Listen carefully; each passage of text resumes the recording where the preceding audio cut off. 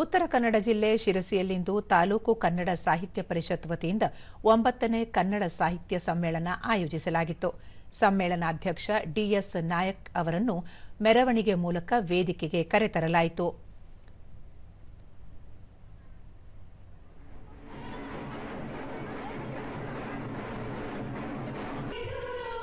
ಬಳಿಕ ನಡೆದ ಸಮ್ಮೇಳನಕ್ಕೆ ಬಣ್ಣದ ಮಠದ ಶಿವಲಿಂಗ ಸ್ವಾಮೀಜಿ ಚಾಲನೆ ನೀಡಿದರು. ಇದೇ ವೇಳೆ ಡಿಎಸ್ ನಾಯ್ಕ ದಂಪತಿಯನ್ನು ಸನ್ಮಾನಿಸಲಾಯಿತು.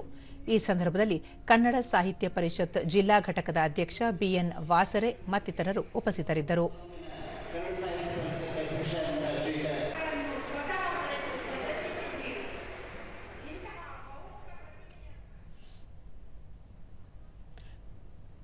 ಬಳಿಕ ಡಿಎಸ್ ನಾಯ್ಕ್ ಕನ್ನಡ ಹೃದಯದ ಭಾಷೆಯಾಗಿದೆ.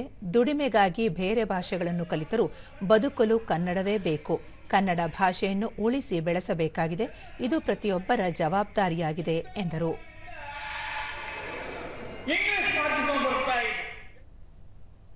ಬಿಎನ್ ವಾಸರೆ ಜಿಲ್ಲಾ ಸಾಹಿತ್ಯ ಪರಿಷತ್ ಜನಪರ ಕಾರ್ಯಗಳಲ್ಲಿ ತೊಡಗಿಸಿಕೊಂಡಿದ್ದು, ಜನಸಾಮಾನ್ಯರ ಪರಿಷತ್ತಾಗಿ ರೂಪಿಸುವ ನಿಟ್ಟಿನಲ್ಲಿ ಅನೇಕ ಕಾರ್ಯಕ್ರಮಗಳನ್ನು ರೂಪಿಸಿರುವುದಾಗಿ ತಿಳಿಸಿದರು. ಶ್ರೇಯಸ್ಸಿಗೆ ಈ ಜಿಲ್ಲೆಯ ಸಾಹಿತ್ಯ ಪರಿಷತ್ತಿನ ಅಜೀವ ಸದಸ್ಯರು ಮತ್ತು ಸಾರ್ವಜನಿಕರು